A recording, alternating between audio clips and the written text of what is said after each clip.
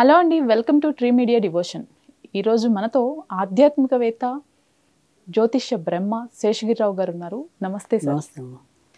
Sir, రేపు మనకి కాలభైరవ అష్టమి అని చెప్పేసి వస్తుంది. రైట్. ఈ కాలాష్టమిని అందరూ చేసుకోవచ్చా? కాలభైరవుణ్ణి అందరూ పూజించవచ్చు అంటారా? రైట్. ఇది చాలామందికి కలిగే సందేహం. అంటే ఇప్పుడు మనకి శివుడనో, విష్ణువనో, వెంకటేశ్వరమనో, ఇలా వినాయకుడనో, ఇలా అందరికీ మనకి పరిచయం ఉన్న దేవుళ్ళు అధికం. కానీ ఇవాళ రోజుల్లోకి వచ్చేప్పటికి ఏంటంటే ఈ కాళికాదేవి అనుకోండి, కాలభైరవుడు అనుకోండి, ఇలా మనం రకరకాల దేవతలను కూడా కొత్తగా మనం చేర్చుకుంటూ వెళ్ళటం అనేది అనుకోండి. సో ఇక్కడ మనకి ఏవైతే ఇప్పుడు కలియుగంలో బాధలు పెరిగాయి, ఆ బాధలతో పాటు మనం ఆరాధించవలసిన విధానాలు కూడా పెరిగాయి. ఎందుకని అంటే కనుక నిజంగా చెప్పాలంటే కనుక కలియుగంలో ముఖ్యంగా మనం పూజించవలసిన దేవుళ్ళు అయితే కనుక అది ఖచ్చితంగా కాలాన్ని పరిపాలించేవాడు కాలభైరవుడు. ఓకే. సో కాలం అనేది ఆయన యొక్క చెప్పు చేతల్లో ఉంటుంది. అంటే ఒక మనిషి ముందుకు వెళ్ళాలన్నా, ఒక మనిషి యొక్క జీవితం అక్కడితో పరిసమాప్తం చేయాలన్నా, సో అది పూర్తిగా కాలభైరవుడి యొక్క అధీనంలోనే ఉంటుంది. సో కాలభైరవుడి యొక్క స్త్రీ రూపము కాళికాదేవి కనుక కాళికాదేవిని, కాలభైరవుడిని కూడా నిరభ్యంతరంగా ఈరోజు మనం అందరం కూడా పూజ చేయొచ్చు. ఈ కాళికాదేవి పూజలు లేకపోతే ఇంకోటి మనం అంటే విన్నవి కానివ్వండి, చూసినవి కానివ్వండి, ఏయో కొన్ని పూజలకు మాత్రమే కాళికాదేవి అమ్మవారిని కొలుస్తారని, దానికి మాత్రమే పూజిస్తారని విన్నాం. ఇది ఎలా అంటే ఈ సందేహాలను మీరు ఎలా ఇది చేస్తారు? అంటే ఇక్కడ మనకి ఏంటంటే మొదటి నుంచి మనం చెప్పాల్సింది ఏంటంటే ఈ వరకు ఉండే సాధనలు కూడా వేరండి. అంటే ఇప్పుడు ఈ కాళికాదేవి సాధన అనుకోండి, ఈ కాలభైరవ సాధన అంటే కాలభైరవుని ఆరాధించిన వాళ్ళకంటే కూడా ఈ వామాచారం అని ఒక పద్ధతి ఉంటుంది. అవును. సో ఆ పద్ధతిలో తీవ్ర సాధనలు చేసిన వాళ్ళు ఈ వరకు అధికం. సో అలా చేసి అవి సరైన పద్ధతిలో చేయకుండా జీవితాన్ని పాడు చేసుకున్న వాళ్ళు ఉన్నారు. అలాగే కొన్ని ఇలాంటి మంచి సాధనలు చేసి సిద్ధ పురుషులుగా ఎదిగిన వాళ్ళు ఉన్నారు. సో మనకి బాగా అందరికీ తెలిసిన పరంగా చెప్పాలంటే కనుక రామకృష్ణ పరమహంస. సో ఈ రామకృష్ణ పరమహంస అనేది కాళికాదేవిని మరి ఆరాధించే ముందుకు వచ్చాడు. తర్వాత వచ్చేప్పటికి కాళిదాస్, ఈయన కూడా కాళికాదేవి భక్తుడే. కాళికాదేవి యొక్క వరంతోనే ఆయన అఖండ పాండిత్యాన్ని పొందాడు. అలాగే మరి తెనాలి రామకృష్ణ కూడా కాళికాదేవిని ఆరాధించే వికట కవిగా రూపు చెందాడు. సో అది ఆరాధించే పద్ధతి అనేది వేరు ఉంటుంది. అంటే ఇక్కడ ఎప్పుడు కూడా మనం అంటే ఇవాళ రోజులు మనం చెప్తున్న విధానం ఏంటంటే కనుక ప్రతి ఒక్కరికి కూడా ఒక 3 రకాల యొక్క స్వభావాలు ఉంటాయి. అంటే మీరు ఏమంటాం, ఒక అమ్మగా ఉన్నారనుకోండి, కొడుకుల పట్ల కరుణామూర్తిగా ఉంటారు. అదే సంతానం పట్ల, కొడుకులు అంటే కొడుకులు, సంతానం పట్ల కరుణామూర్తిగా ఉంటారు. అది ఏదైనప్పటికీ కూడా చెప్పిన మాట విన్నప్పుడు మీరే అక్కడ ఒక ఉగ్ర రూపం దాల్చడం అనేది ఉంటుంది. సో ఆ తర్వాత ఏదైనప్పటికీ కూడా అంటే ఒక చెడు చెయ్యాలి అనుకున్నప్పుడు మీరే ఒక రకమైన నేరస్తురాలు అవ్వచ్చు. అంటే వీటిని ఎలా చెప్పాలి అంటే కనుక, లేదు మీరు విపరీతమైన లగ్జరీ అంటాం అనుకోండి, అది అక్కడ రాజసికం. అంటే నాకింత సొమ్ము ఉంది, నాకింత కాళ్ళు ఉన్నాయి, అదే ఆ దర్జాన్ని వెలగపెట్టడం అనేది మనం రాజసికం అంటాం. ఓకే. సో ఈ కోపతాపాలు ప్రదర్శించడం అనేది తామసికం అంటాం. సో బిడ్డల పట్ల మీరు ఉండే కరుణని మనం ఏమంటాం, సాత్వికం అంటాం. సో అలా ప్రతి దేవతకి కూడా సాత్వికము, తామసికము, రాజసికము ఈ 3 రకాలుగా ఉంటాయి. సో ఇందాక మీరు చెప్పింది ఏంటంటే ఈ కాళికాదేవి అనుకోండి, తర్వాత అప్పుడు ఆరాధించిన మనం అంటే కొన్ని పద్ధతులన్నీ కూడా తామసికం. ఇప్పుడు కాలభైరవుడు కూడా తామసికమే. అందుకని ఈ తామసిక దేవతలు ఎవరైతే ఉంటారో వీళ్ళందరినీ కూడా రాత్రి ఆరాధిస్తాం. అందుకే మనం ఇప్పుడు దుర్గాదేవి తామసికం, అందుకే మనం దేవి శరణవరాత్రులని రాత్రిపూట చేస్తాం. ఓకే. సో ఈ తామస దేవతలందరూ కూడా రాత్రిపూట సులభ ప్రసన్నులు వాళ్ళు. అందుకని ఇక్కడ మనం పూజించవచ్చు, మీరు అలాగైనా పూజించండి, కానీ ఆ అమ్మవారిని మనం ఇక్కడ తామసికంగా కాదు, సాత్వికంగా ఆరాధిస్తాం. రైట్.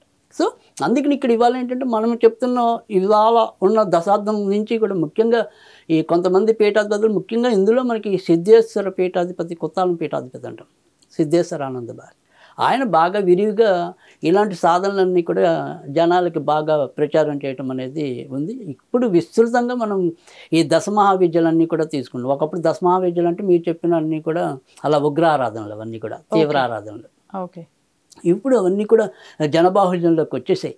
ఓకే. సో ఇప్పుడిప్పుడు ఒక్కొక్కరికి కూడా తెలుస్తున్నాయి. సో ఇప్పుడు అంత భయపడాల్సిన అవసరం లేదు. ఈ వరకు కాళికాదేవి ఫోటో ఇంట్లో పెట్టాలంటే చాలా దుర్గాదేవిని చాలామంది పెట్టుకునేవాళ్ళు కాదు. ఆవిడ ఉగ్రరూపిణిగా అనుకునేవాళ్ళు ఆవిడని అప్పట్లో. సో అప్పుడు మనం అంతా తెలిసినంత వరకు ఈ లక్ష్మీదేవిని అందరూ ఎక్కువ ఆరాధిస్తారు. ఇప్పటికే అప్పుడప్పుడు మన పల్లెటూరులో వాళ్ళు ఇలాంటి వాళ్ళు మాకు ఫోన్ చేసి అడుగుతూ ఉంటారు. సో మరి మీరు దుర్గాదేవిని పూజించవచ్చు, మేము దుర్గాదేవి ఫోటో ఇంట్లో పెట్టుకోవచ్చా అండి అని. సో అలాంటి భయాలు ఇప్పటికీ కూడా ఉన్నాయి. కానీ అందరూ గుర్తుంచుకోవాల్సింది ఏంటంటే కనుక యద్భావం తద్భవతి.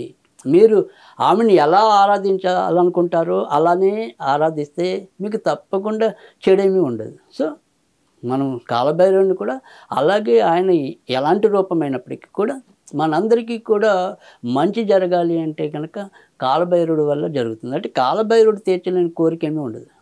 ముఖ్యంగా మరి కాశీ నగరానికి ఆయనే ఛాత్రపాలికుడు. సో మరి అలాంటి అంటే ఒక మనిషికి ఉత్తమ గతులు ప్రాప్తించాలి అంటే ఇటు భౌతిక సుఖాలు అనుకోండి లేక ఆది భౌతిక సుఖాలు అనుకోండి, ఏదైనప్పటికీ కూడా వాటన్నిటిని నిర్ణయించేది కాలభైరవుడే. సో అలాంటి కాలభైరవుడిని ఆరాధించడం అనేది ప్రతి ఒక్కరికి మంచిది. సో ఇప్పుడు మనం అడిగే ఈ కాలభైరవ అష్టమి ఏదైతే ఉందో అంటే ప్రతి నెలలో కూడా వచ్చే బహుళ అష్టమి ఏదైతే ఉంటుందో దాన్ని కాలభైరవ అష్టమి అంటాం, లేదా కాలాష్టమి. సింపుల్గా చెప్పాలంటే కాలాష్టమి. కానీ కాలాష్టమి అంటే కాలభైరవ అష్టమి. ఓకే. సో ఆ రోజు మనం కనుక ఈ కాలభైరవుని మన ప్రదోష కాలం దాటినప్పటి నుంచి కనుక పూజ అంటే సూర్యాస్తమం తర్వాత కనుక ఈ కాలభైరవుని పూజించినట్టయితే కనుక అంటే ఇప్పుడు రేపు కాలాష్టమి అంటే రేపు సాయంత్రం నుంచి సాయంకాలం నుంచి తప్పకుండా చేసుకుంటే సూర్యాస్తమం నుంచి మొదలు పెట్టాలి పూజ. ఓకే. అయితే కొంతమందికి మళ్ళీ కొన్ని సందేహాలు వస్తాయి. అంటే మేము సాయంకాలం దాకా ఏం తినకుండా ఉండాలా, ఉపవాసాలు ఉండాలా, ఇలాంటి ప్రశ్నలు వేసే వాళ్ళు కూడా ఉంటారు. అవి ఏమీ అవసరం లేదు. మీరు చక్కగా అంటే అందరికీ తెలిసిందైతే కాలభైరవ అష్టకం అనేది ఉంటుంది. దేవరాజ సేవమాన పావన జపంకరణం అని చెప్పి అది శంకరాచార్య గారు రచించింది. సో కాలభైరవ అష్టకం కనుక చదువుకోవటం అనేది ఒక పద్ధతి. అలా కాకుండా ప్రతి ఒక్కరికి కూడా ఈ ఏవైతే గ్రహాల బాధలు ఉంటాయి కదా, అంటే మీకు శని వల్ల ఇబ్బంది ఉండొచ్చు, నాకు రాహు వల్ల ఇబ్బంది ఉండొచ్చు, ఇంకొకరికి కుజుడు వల్ల ఇబ్బంది ఉండొచ్చు. కనుక ఎవరికి ఈ జ్యోతిష్యాలతో సంబంధం లేకుండా మనం ఎవరికి ఏ బాధపడుతున్నామో మనకి తెలియదుగా. ఫలానా గ్రహం వల్లే నేను బాధపడుతున్నానో లేదో అనేది తెలియదు కదా. సో అలాంటి తెలియని వాళ్ళ కోసం కూడా ఈ కాలభైరవ పూజల్లో ఒక చిన్న మంత్రం ఉంది. ఓకే. సో ఆ మంత్రాన్ని జపించడం వల్ల కూడా తప్పకుండా మంచి జరగటం అనేది ఉంటుంది. అది ఏంటంటే సింపుల్గా చెప్పాలి అంటే కనుక ఓం హూం. హూం అంటే యారా లావాలో హా ఉంటుంది కదా, హాని హూం. ఓకే. హూం తర్వాత ఝూమ్, జా ఉంది కదా, జూమ్, భం రెండబ్బ. ఓం ఊం జూమ్ భం కాలభైరవాయ గ్రహస్వరూపాయ గ్రహాణం పతయే నమః. ఓం ఊం జూమ్ భం కాలభైరవాయ గ్రహస్వరూపాయ గ్రహాణం పతయే నమః. ఇది 27 సార్లు కానీ 54 సార్లు కానీ 108 సార్లు కానీ చదువుకుని ఈ కాలభైరుడికి మీకు దొరికితే నల్ల ద్రాక్షలు నివేదన చేయండి. దొరకని వాళ్ళు సింపుల్గా చిమ్మిలి అంటాం కదా, అంటే నువ్వులను బెల్లము చిన్న ఉండలాగా చేస్తే అది దాన్ని చిమ్మిలి అంటాం. ఓకే. ఈ చిమ్మిలి నివేదన చేసినా కానీ తప్పకుండా మంచి ఫలితాలు రావటం అనేది ఉంటుంది. అలాగే ఈరోజు అంటే మంచి రోజు కాబట్టి మనం రేపు బిగించేయటం అనేది అంటే పొరపాటున ఈ వీడియో కొంతమంది ఆలస్యంగా చూడొచ్చు. సో అలాంటి వాళ్ళు ఎవరైనా సరే ప్రతి నెలలో కూడా రెండో అష్టమి ఏదైతే ఉంటుందో బహుళాష్టమి కాలాష్టమి. ఓకే. సో అష్టమి తర్వాత వచ్చేప్పటికి శనివారం, తర్వాత వచ్చేప్పటికి అమావాస్య, ఈ మూడు కూడా కాలభైరుడికి ప్రీతికరమైన రోజులే.